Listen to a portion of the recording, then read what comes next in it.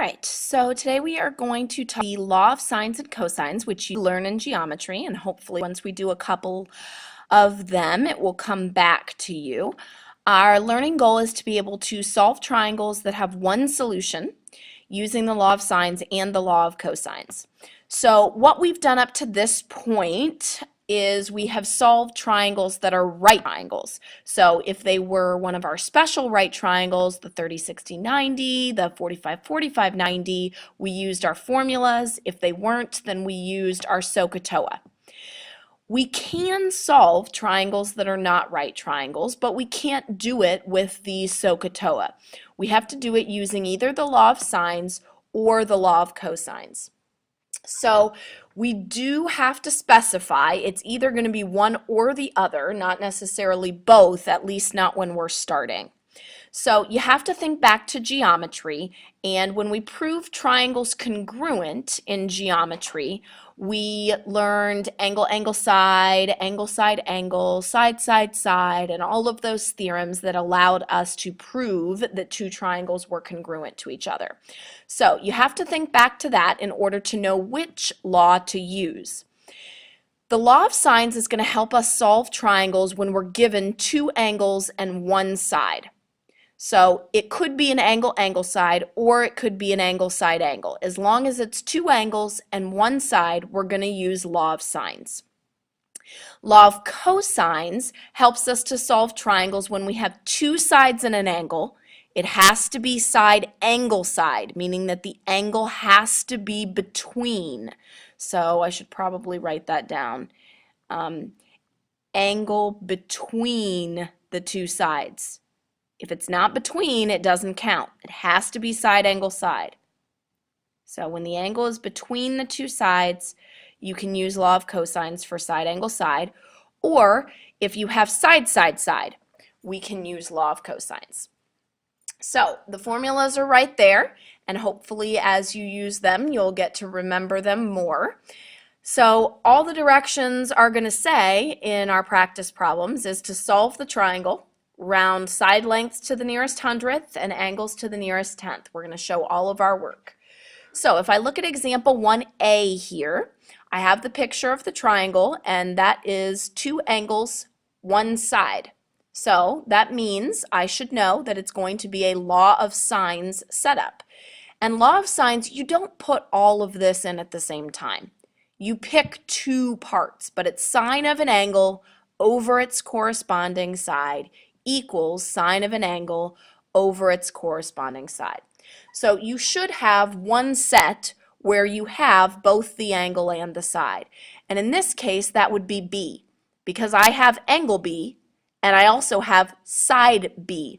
Again, it's important that you know the difference, that we use the capital letters for angles and the lowercase letters to represent sides. So that's important. All right, so sine of 34, so sine of angle B over side B is going to equal the other angle that I have here. It's going to be sine of 110 over its corresponding side, which, since this is angle C, the side across would be side C. So I set that up to start, and we solve a law of sines using proportions. So I'm just going to cross multiply here. So 14 times the sine of 110 degrees equals C times the sine of 34. So what I'm going to do here to get C alone is I'm going to divide both sides by the sine of 34. So that means C is going to equal 14 sine of 110 divided by the sine of 34. Now, when you do this, two things. First of all, make sure that your calculator is in degree mode. If you're getting crazy kinds of answers and you're pressing in the same buttons, that is one of the typical things that people mess up. The other thing you have to be sure of is making sure that you use parentheses. You have to enclose the top in parentheses before you press your division sign Otherwise, you're telling the calculator to do something different than what we've actually written on here. So when you press it in, so you've got the 14 sine of 110 in parentheses, then divide that by the sine of 34. If you do that correctly, you should get C as 23.53. Now, I'm not done. It says solve triangle ABC. That means I have to find all the angles and all the sides that I don't know. So I needed side C here. I still need side A, and I also need angle A right here. Well, angle A should be relatively easy to find because I know that the sum of every triangle has to be 180 degrees. So angle A I can find by doing 180 minus the sum of the two that I already know. So 110 plus 34 is 144. If I subtract that from 180, I find that the measure of angle A should be 36 degrees. So once I do that, the only thing left to find is my side A, because I already found side C. So I need to set up, and the way that I'm going to be able to find side A is, again, using my law of sines. It doesn't matter. I usually use the two that they gave me, not one that I calculated myself. So I do sine of 34 over 14 equals the sine of angle A, which is 36 degrees, over side A. So now I just do the exact same thing that I did initially, cross multiply. So I've got 14 sine of 36 equals A times the sine of 34. So I'm going to divide. Didn't move it down here. Divide both sides by the sine of 34.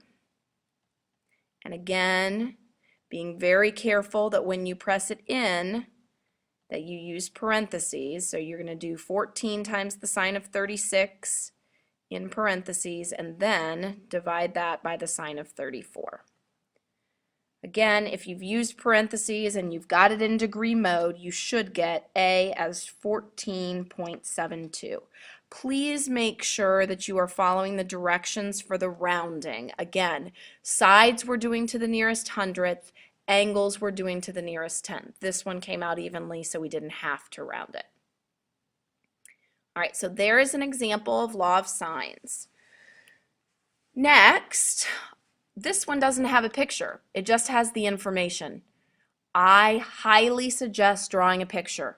It may not be to scale. I generally try to draw mine, somewhat close if I can help it, but you don't have to draw it to scale. But you need to make sure you know how all the angles and sides are set up. So it says angle B is 81 degrees. Well, 81 is almost 90. So I'm just going to draw a triangle where it looks like that's about 81 degrees. It's probably a little less, but again, it's close enough. Now, side B would be across from angle B. So that's side B. It says side A is 22 and side C is 19. Since this one looks bigger, I'm going to make that my 22.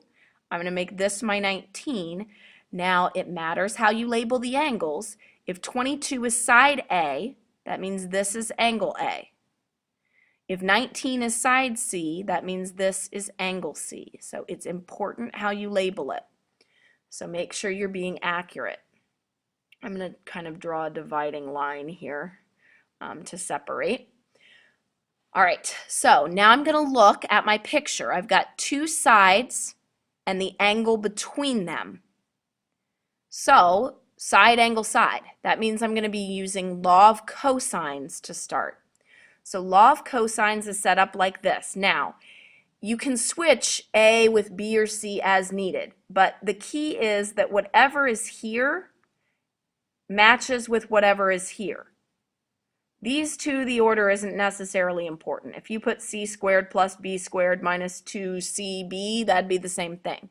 But the key is whatever angle you're using, that's the side length that's by itself. So in this case, it's angle B that I'm using. So my law of cosines will be B squared equals A squared plus C squared minus 2AC cosine of angle B. So again, you have to be able to switch them out. Whatever the angle is, that's the side that should be by itself. All right, so now I'm going to plug and chug. So B squared I don't know. A squared is 22 squared plus C squared, so 19 squared, minus 2 times 22 times 19 times the cosine of 81 degrees. I'm so going to run out of room when I get to that example. Okay, so now this you can do in your calculator. Now, I do not require you to show more than this step for the B squared, but again, the more work you show, if you mess up pressing it into your calculator, the more partial credit I can give you. So when I do this, I generally write a little bit more out. Again, that's not going to be required, but if you don't have it and you mess up, there's not a lot of partial credit that I can give you. So I'm going to show the 22 squared, which is 484. The 19 is 361. Then this, I'm going to press all that in at the same time. It's about 130.78. Now, I'm not actually going to round this when I punch it in. I'm going to keep it the whole string. So if I add these two together and then subtract this one, you should get B squared is 714.22 approximately, which means square root both sides. B is approximately 26.72. Now, we're solving the triangle here. Once we have a matching set of angle and side, I like law of sines a whole lot better than law of cosines because law of sines is shorter. So once you've got this side B, I prefer to now switch over to law of sines to find the rest of them. If you prefer to use law of cosines again, you certainly can do that. I just think that law of sines is quicker. So now that I have this, in order to find my next missing piece, which I can either do angle A or angle C, I'm going to use the law of sines. So I'm going to do sine of angle B, so sine of 81, over B, which is 26.72. Here I don't have a choice but to use an approximation. Either way I did this, I would have to do that. Equals, I'm just going to go ahead and find A first, so I'll do sine of A over side A, which is 22. So cross multiply. 22 sine of 81 equals 26.72 times sine of A. So I'm going to divide both sides by 26.72.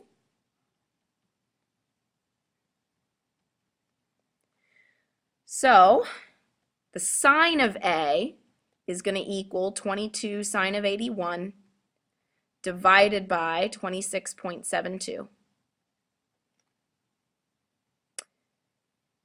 So sine of A then is when you punch that into your calculator, and again, please, please, please make sure you're using an appropriate amount of parentheses. So put the 22 times the sine of 81 in its own parenthesis, and then you can divide that by the 26.72. So that gives you 0.8132-ish, but that's not angle A. That's the sine of angle A. You should know how to solve these. Whenever you're looking for the angle, remember that means we need to do the inverse. So inverse sine of 0.8132 is going to give us A. So on your calculator, press second sine and then do second answer so you don't have to round it. And you should get A to be about 54.4 degrees. Now, once you have two angles, again, don't do more work than you need to. That's why I choose law of sines, and that's why when I'm looking for the last angle, angle C is going to be 180 minus the sum of the two that I already know. So add the 81 and the 54.4, subtract that from 180 degrees, and that is going to give you your angle C, which should be approximately 44.6 degrees.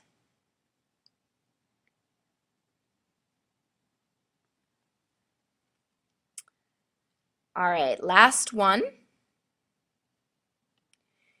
Here we have a side, side, side. So you can draw the triangle however you want.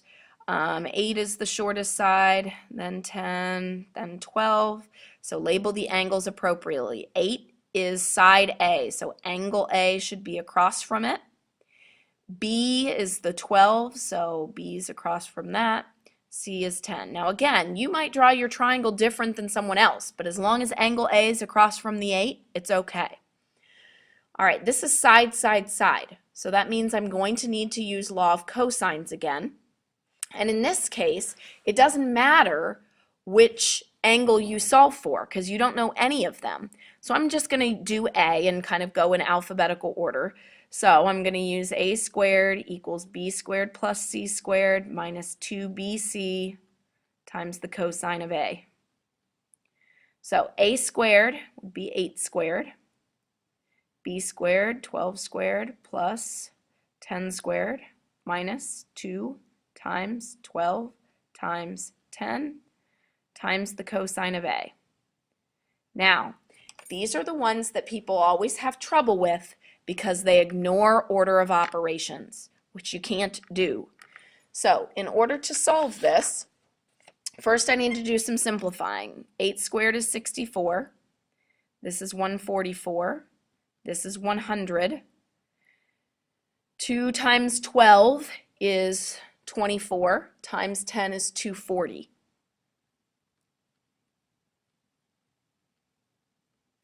Okay, so these are like terms. I can combine those. So that gives me 244 minus 240 cosine A. Here is where I get people ignore order of operations. I get people who try to tell me that 244 minus 240 is 4, so that's 4 cosine A. No, don't do that. This is multiplied. This is subtraction. You can't do subtraction before multiplication. So in order to get the A alone, I first need to subtract the 244 from both sides.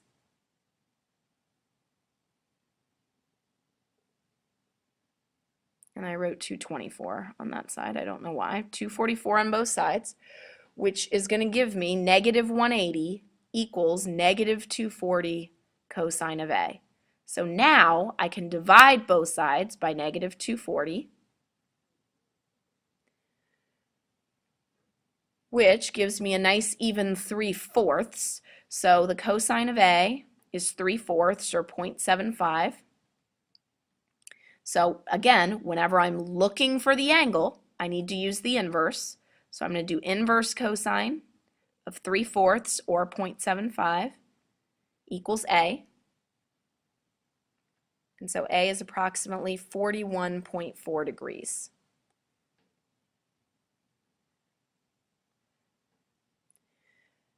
Again, once I have an angle that matches up with a side, I switch over to the law of sines. So I'm going to use this angle. I'm going to do sine of 41.4 degrees over side A, which was 8, equals, and again, the order isn't important. I'm just going to go in alphabetical order.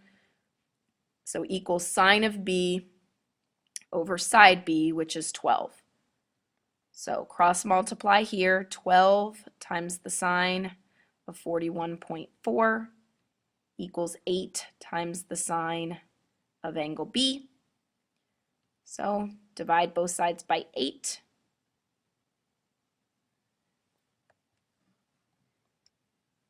And so don't forget to use your parentheses appropriately. And you do 12 times the sine of 41.4. That has to be done before you divide by the 8.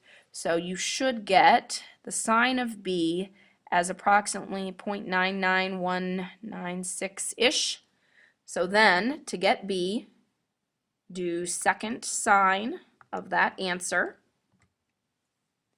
And you should get angle B as approximately 82. Oof, I did not write that clearly. Let's try that again. 82.7 degrees. And so then last step, again, when you know two of the three angles, find the third one, angle C, by subtracting the ones you already know from 180 degrees. So I'm going to add 41.4 to 82.7, and I'm going to subtract that total from 180 degrees. So that should give me angle C to be about 55.9 degrees. All right, so I have given you an example of all of the types that you could have. I gave you a side, side, side. I gave you a side, angle, side. And these two, you do the exact same thing. So you've got one of each. Hopefully that should be enough to get you started.